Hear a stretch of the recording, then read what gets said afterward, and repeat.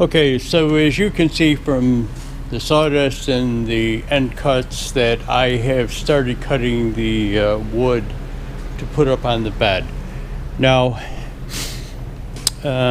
what I did is up near the top, I put the pieces crossways to fill in around where the stack bump out and the chain rack is going to go. Now, I did that because the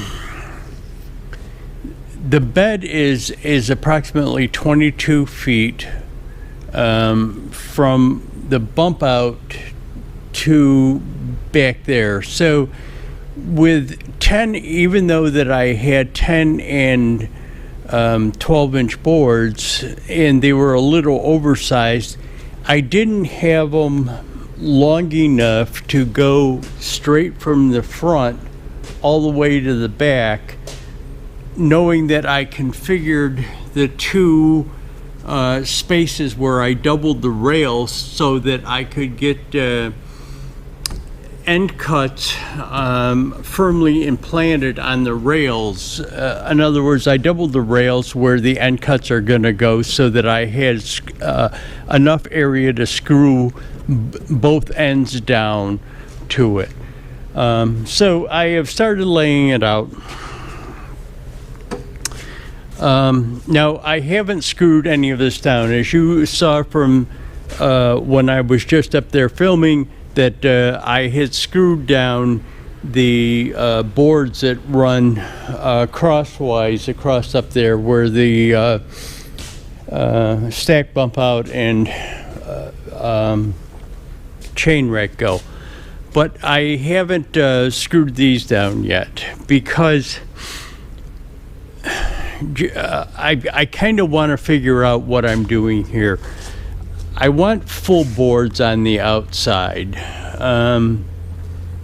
In other words, I don't want to rip a board down. If I have to rip a board down, the way this thing lays out and the size of the wood, it almost fits perfectly, but I'm probably going to have to rip a board down in the middle. The other thing is, what I did, basically I have three sizes of wood. Basically mostly two sizes of wood, 8-inch and 10-inch. So I went 8, 10, 8, 10, and I'm going to start the same thing over here. 8, 10, 8, 10, basically. But what the problem is I got more 10-footers than I got 12-footers. So I'm probably not going to have enough 10-footers, 12-footers, so that I can do two boards. I might have to use, in the center section, I might have to go 10 and 10 and then fill in the gap with a short piece. And I would prefer to do that in the center of it if I have to do it. And I would prefer not to do it on an edge.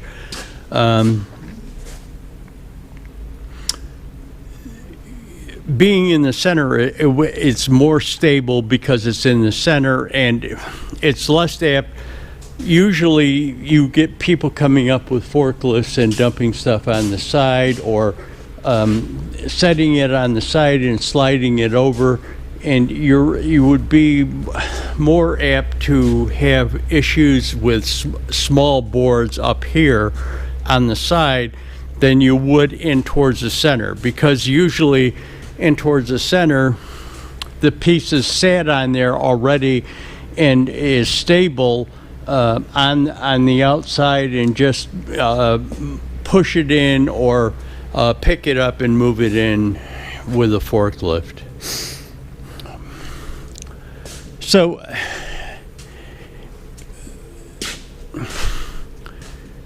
all of this being said, one of the things that I'm doing is still trying to adapt to the new computer system.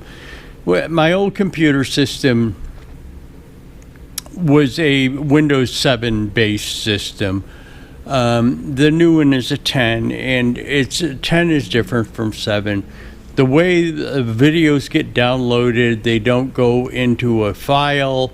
They kind of, I've still got to figure out a lot. So I'm still learning the essentials of it.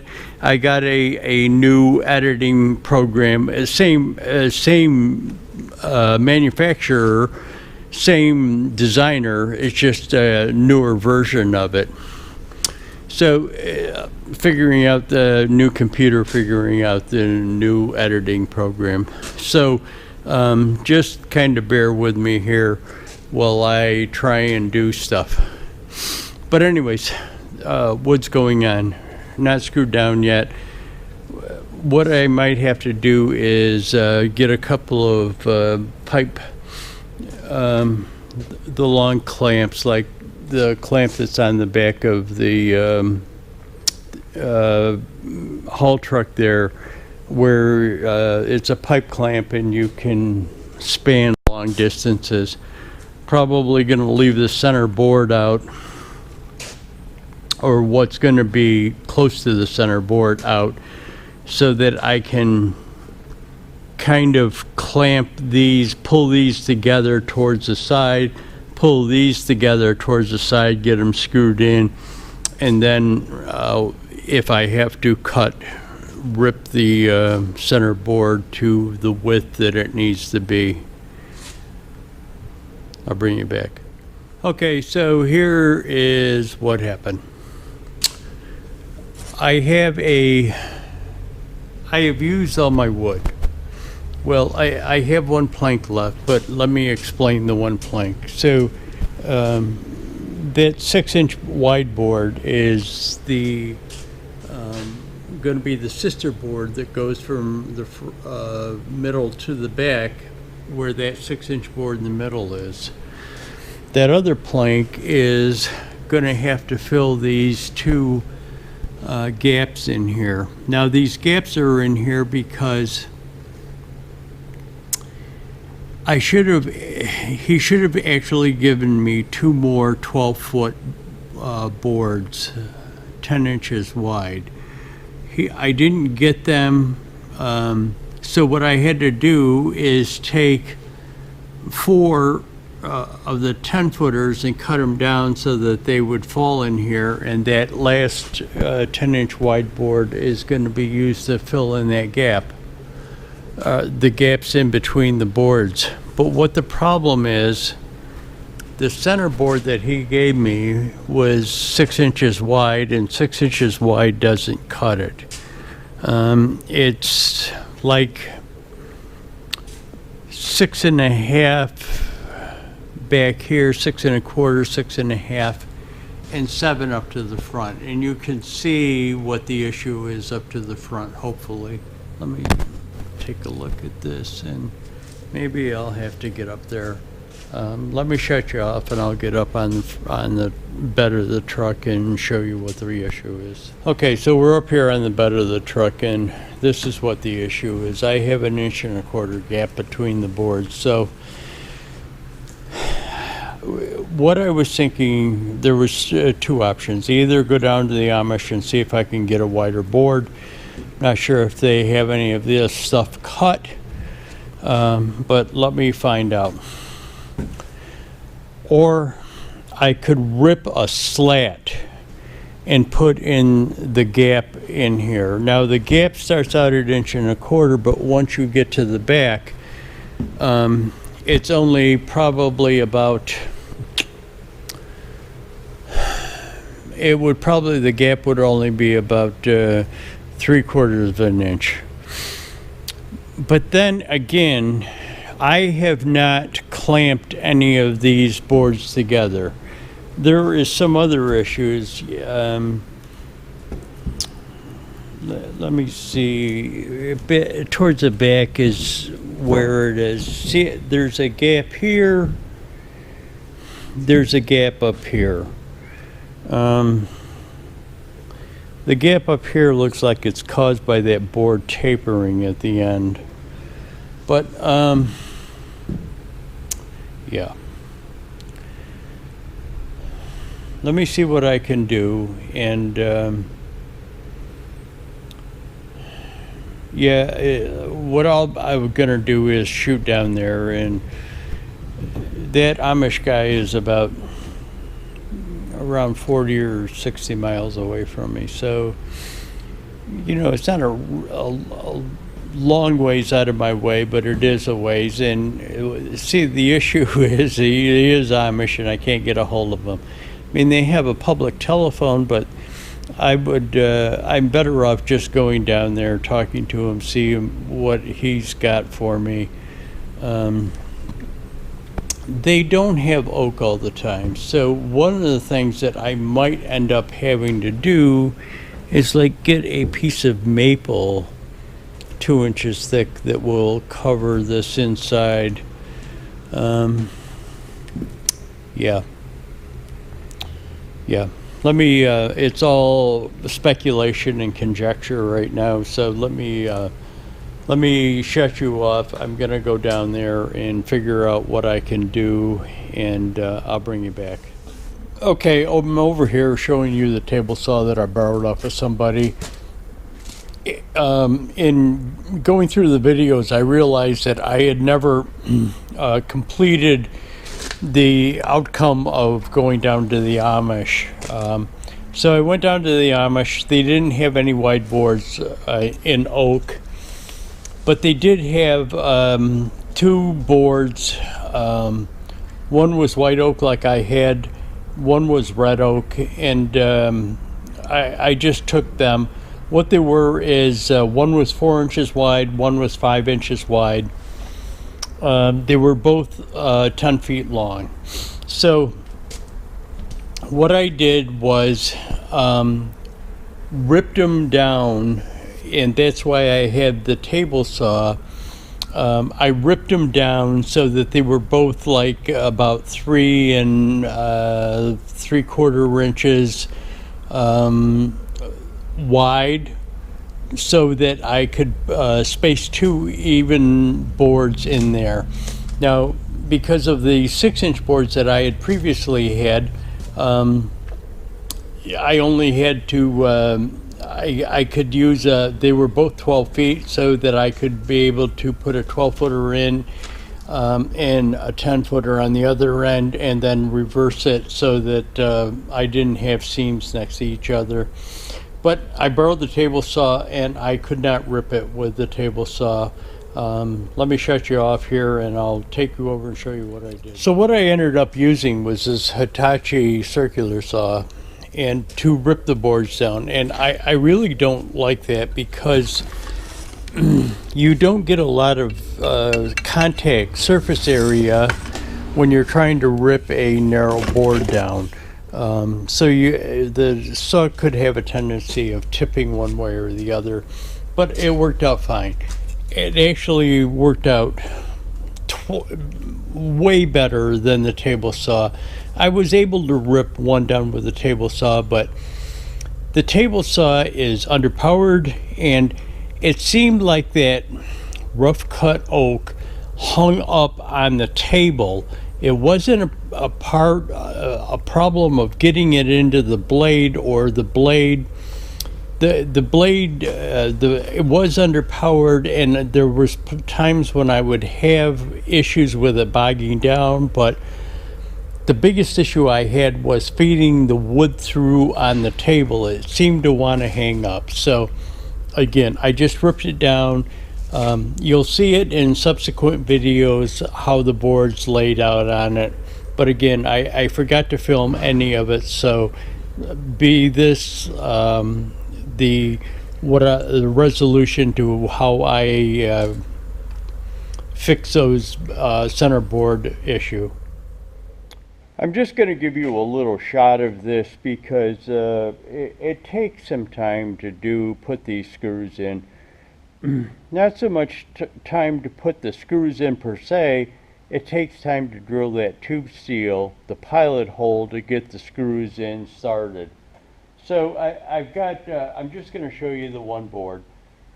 What happens is on the 10-inch boards, I put 3 screws in. On the 8-inch boards, I put 2 screws in. Now, I might only do that in the back. In the middle, I might only put 2 screws per board. I might not go with the 3. I just wanted the wider boards on the front and back to be more secured, because they would have a tendency of being able to get damaged by somebody putting something in on from the back. So here we go. I'm just going to show it to you. One, I will show it to you because it's a long process of getting these things drilled up. I pre-drilled the wood with a hole one size bigger with a cordless drill, and then I drill this, and you'll understand why I'm using a corded drill, because it takes a while. It takes a while, and I would burn the cordless drill up probably with all of them I've got to put in. And there's going to be probably over 200 screws that go into this thing.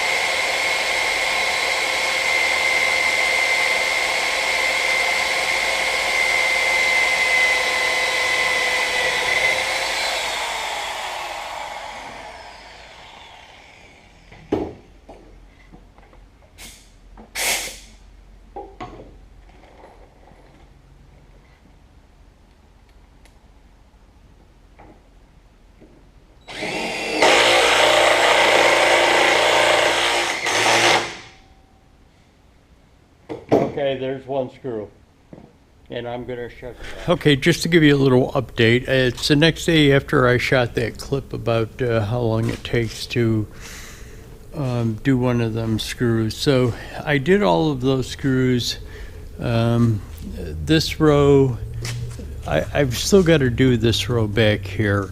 What I'm doing is skipping every other row. Then where it comes here, where some of the planks meet up, where like the 10-footers came from the back and 12-footers came from the front, and then over here where the 12-footers came from the back and 10-footers came from the front, I'm doubling them up. Even though one of the boards is passing straight through, I'm still doubling them up on it. So what the status of that Cobalt bit is, again, 17/64. It still drills, but it is terribly hard. Instead of getting chips out of the drill hole, I'm getting just kind of like powder out of it. Still drills, but it takes. I used the 1/4-inch bit and tried to drill in through it. The 17/32 now at this point probably takes 4 times longer than it does with a 1/4-inch fresh bit. Not real fresh, it's been used before, but it's still fresh. So it still works, but I'm going to be switching. I'm getting more 17/64 Cobalt bits to complete it out with. But it's pretty amazing. There is over 100 screws in already. So, and that's 1/4-inch thick walled steel. You do the math. That's quite a thickness of steel for one drill bit, and it still works, albeit very slowly, and you're not really getting chips out of it. But that's where we are. I'm going to get them bits tomorrow. I've had to make a run yesterday. I've got to make another one probably tomorrow morning, but I'll get the bits and continue on. What I actually had to do is I had to throw a tarp. There's a tarp laying on the floor over there. Not a good tarp, but one of those yellow Tractor Supply tarps. I threw it over the front because it was raining out. The guy, one of the tenants, needed to borrow the forklift for a little bit, so I had to get it out. So I just threw that tarp over the front part of it where I haven't screwed it down. Now it's strapped, got a pipe clamp on it, and it's strapped. But I just wanted to throw it over it. So the rain didn't get on that part of it, even though it would probably dry out overnight. But just better be cautious. Anyways, I'll bring you back. Okay, so it's the following day, and what I'm doing is I'm kind of waiting for those drill bits. And in the meantime, while I'm waiting for them, what I'm doing is drilling out all the holes through the wood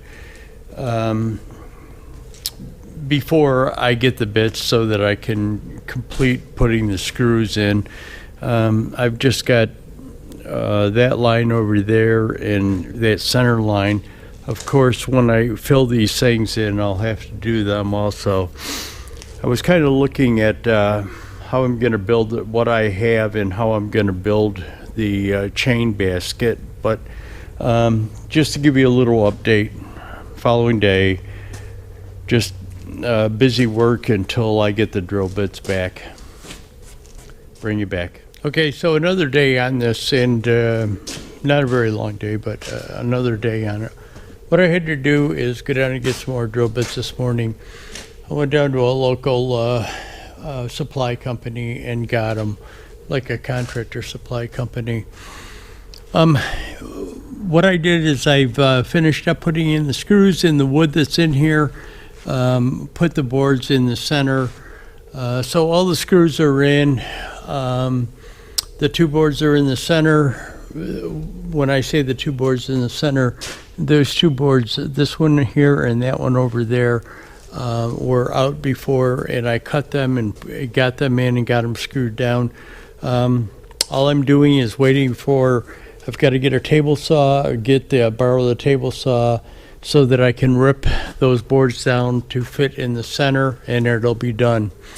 What I'm going to do, what I'll do then is probably, after it's all done, power wash it and probably seal it with like a Thompson water seal or something like that. But anyways, it's done. Only other thing that has to be done now is that paint has to be, this is still POR 15. The urethane has to be put over the exposed, where the exposed area is, so that the UV doesn't interact or react to the POR 15 doesn't react to the UV rays. After that paint's on, I can start putting lights on and stuff like that. But it's getting close, getting real close. Yeah, bring it back. Okay, I'm in the shop, and I've got the truck back in here. And why I say I've got it back in here is because after I finished the deck, and as you can see, the deck has been finished. The middle boards have been put in, and so it is finished. But what I did is, to get these straight lines of screws, what I did is snapped a chalk line, and the chalk line was red. And kind of what the issue was, after I did it, it was when I went to take it up, because I really didn't want to leave that red chalk line on there, it was hard to get off. So what I did, contrary to what some people told me to do, I took it outside yesterday, and yesterday was a cool day, a cold day, but it was didn't rain. And I took it outside yesterday, made a short haul. I had a couple hour haul that I had to make. And when I came back, I took the power washer and kind of tried to clean that chalk marks off. And it was fairly successful. You can see I've got the fan. I brought it back into the shop because I didn't want to leave it out overnight. I brought it back into the shop, put the fan up here just to dry it off. Now, if I bring you close to it, and let me see the camera, you can see there is a faint line there. But if you get back farther away from it, it's hardly recognizable. Be recognizable to me, but probably not to other people. So, but anyways, deck is done. So what I've got to do now is I've got to I'm going to put some kind of a coating on this. Now, originally what I was going to do was use water seal, and then when I power washed this last night and it was wet, it really looked stunning. I mean, it was really looked great. So I was thinking about putting a stain, like a light coating of like an oak stain on it, and then put the water seal on it. But then, and I'm gonna lead credence to what I'm about to say in my own experience. When I went on site to kind of look to see how to finish a rough cut deck, there is quite a bit of information on the internet about it. The main consensus is not to use Thompson's water seal because they say it doesn't last. And why I say I'm going to leave credence to it is because I used it on my trailer deck and it really didn't last there at all. Not at all. In some cases, some people are saying, you're going to have to do it 2 or 3 times a year. And I'm not saying that on the trailer deck I might have had to do it 2 or 3 times a year, but let's take a little walk here. I want to just grab my coffee. I wouldn't say that I had to do it 2 or 3 times a year on my trailer deck, but definitely the one time that I applied it, it didn't last all year. So what they are saying is use either tung oil or boiled linseed oil on it. But then Thompson's makes a oil for deck or timbers. It's called a decking oil or a timber oil. And I'm assuming that it's probably tung oil or boiled linseed oil. I'm going to go out, take a look at the can. Now, it's kind of expensive. It's like $40 a gallon. Now, not expensive when you consider the cost of paint, but it's still expensive. And this wood is probably going to soak up a lot of it. So, what I'm going to do is I'm going to go out. It shows me Lowe's having 4 gallons of it available at the store close to me. I'm going to go out and get a gallon of it and try it on one of the scrap pieces and see what it looks like. And then I will proceed from there. But anyways, I just kind of wanted to show you this is the finished deck. All the planks are on, and what my thought process is from here. I stand here and I can see a couple of places, and like over there, it looks like a reddish tint. sometimes when I unstrung the chalk line, kind of to throw it from one side to the other, it got stuff out, and even the washing wouldn't take it out. I think I'm kind of stuck with it. I'm kind of stuck with this thing too. This purple thing, it was a lot worse before I power washed it. But you know what that is? That's bird shit. Remember, there was a couple of videos ago where I showed you there must be berries. I'm not sure what the hell it was, but it was all over my trailer. And I kind of mentioned it one time when I was looking at my trailer about the bird shit all over the ground and stuff. And the birds must have been eating those berries, and they kind of hang out and roost on that cell tower, and my trailer's parked underneath it, and so is this truck. This board was laying on my trailer before I brought it into the shop to start drying it, and apparently it got it. But anyways, I'll bring you back. Enough of this getting too long. Okay, I'm over behind the truck, and what I had done is on my return trip from getting lunch, I had stopped at an auto supply place and picked up some sandpaper, 400 grit sandpaper, and I started sanding it. But that's not the only thing that I had done. I had previously talked to you about the deck and putting water seal on it and stuff like that. Well, this morning I found something that's made by Thompson's, and it's not water seal. It's actually called, there's two different products. One is called decking oil and another is called timber oil. And what I did is I went to Lowe's and picked up timber oil.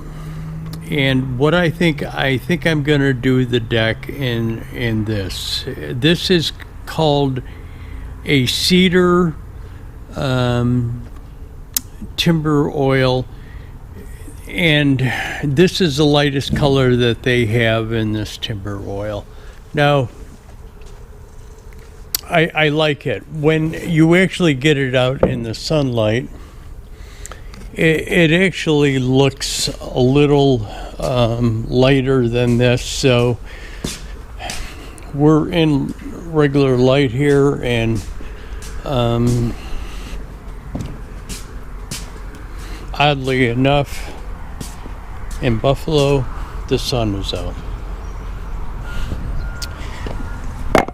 But if you get it outside, it actually looks lighter. So I think this is a way that I'm gonna go get it. Logically, I picked up 1 gallon. I picked up 1 gallon to try it, kind of see how it penetrated into the wood, and just kind of get a rough idea of how much I need. So this is what I'm gonna do. And I think I'm gonna do it in the morning. I'm gonna go probably pick up another 3 gallons of it, and this is what I'm gonna do in the morning. Put this on here. It needs 8 hours to drive, so I don't want to. I've gotten stain and stuff onto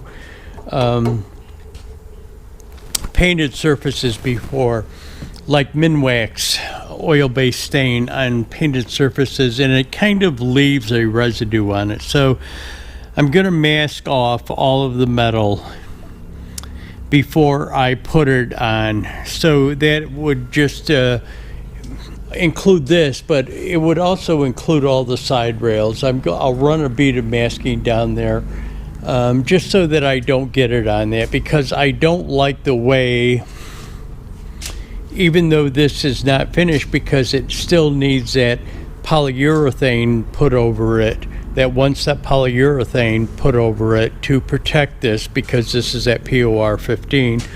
I don't like the way that it leaves a residue on it. So I want to avoid that at all possible costs. And so what I'm going to do is mask it and tape it all off before I do it. But yeah, just to give you an update, that's where we're going with this. Okay, and here we are the following morning from when I put this on. It is soaked in and basically dried off, so it's got that dull appearance to it.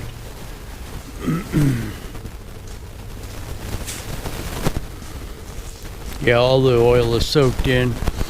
I mean, there appears to be a couple of shiny spots, but it's only where the knots are, where that stuff probably really can't soak in, because the grain of the wood is so tight in those areas that it can't really soak in. But it basically, it's dry.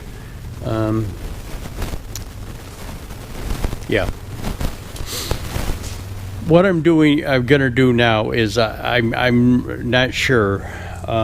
Here is that test piece, and I have put a second coat on that.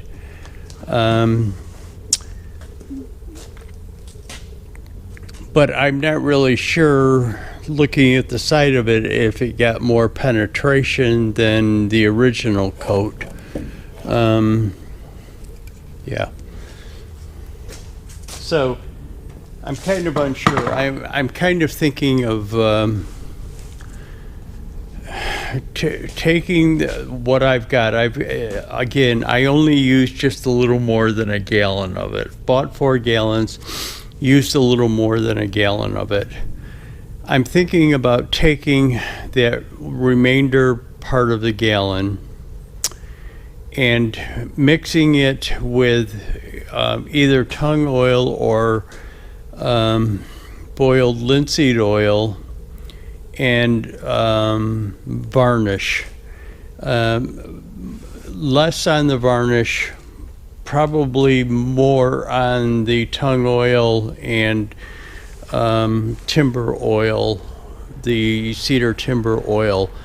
I don't want a glossy, slippery finish, so that's why I said less on the varnish. Just putting the varnish in there to kind of seal it off.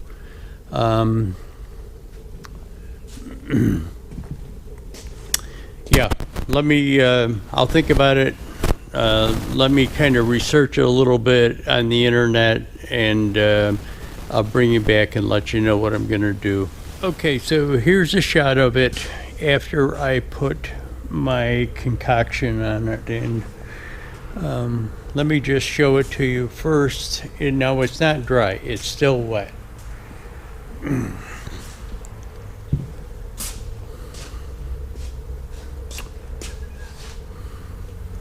Okay, so what I did is I used that timber oil, a half gallon of timber oil to 1.5 quarts of clear semi-gloss varnish, and 1.5 pints of tung oil.